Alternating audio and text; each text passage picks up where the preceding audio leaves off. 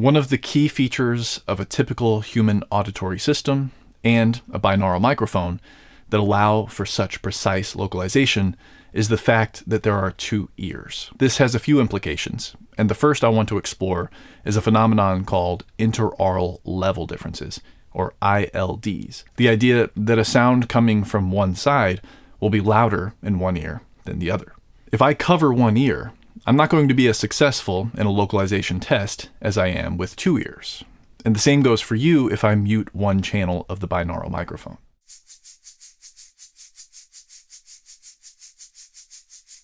On the other hand, if we place a pair of cardioid microphones in an XY configuration, and we pan one mic to the left and one mic to the right, it will improve your ability to localize sound from left to right because a sound from the right will be louder in the right mic than in the left mic.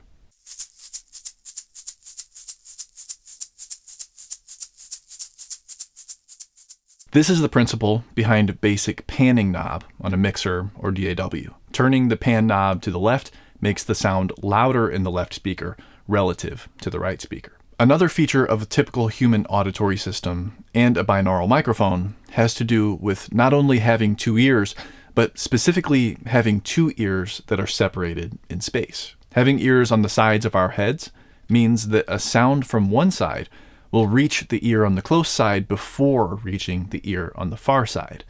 This is called an interaural time difference, or ITD, closely related to an interaural phase difference, IPD. When we pair the time difference and the level difference together, our ability to localize sounds in space is enhanced. Rather than using a coincident pair like XY, where the mics occupy the same point in space, we can use a near coincident pair, like HRTF, which introduces a spacing between the mics, taking advantage of both ILDs and ITDs.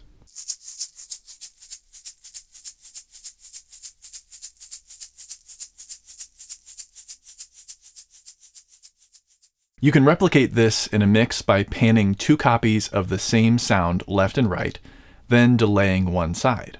This is called the Haas effect. But be careful here, because if you sum the left and right signals together into mono, it could cause very severe phase interference and comb filtering. As you heard in the previous examples, simply utilizing a pair of microphones in XY, Bloomline, ORTF, or one of the many other stereo microphone configurations, we can provide very immersive results for a listener.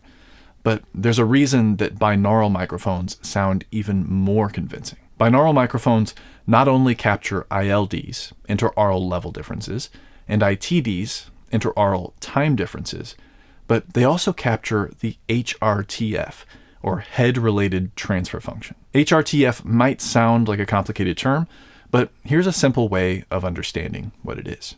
According to Google, a transfer function is a mathematical representation of how a system transforms an input signal into an output signal. I find it easiest to understand transfer functions by looking at the transfer function of a simple EQ or filter. The transfer function of a high-pass filter might look like this, and the transfer function of a Bell EQ cut might look like this. It describes the difference between what goes into the EQ and what comes out of the EQ, and a head-related transfer function describes the effect that the head and ears have on sounds from various directions.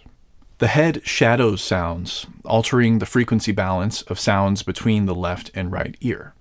In addition to this, the outer ears, particularly the pinna, interact with sounds differently depending on the angle of incidence. These effects allow us to localize sounds not only on the horizontal plane, but also vertically, and that's the final feature that sets binaural microphones apart from standard stereo techniques.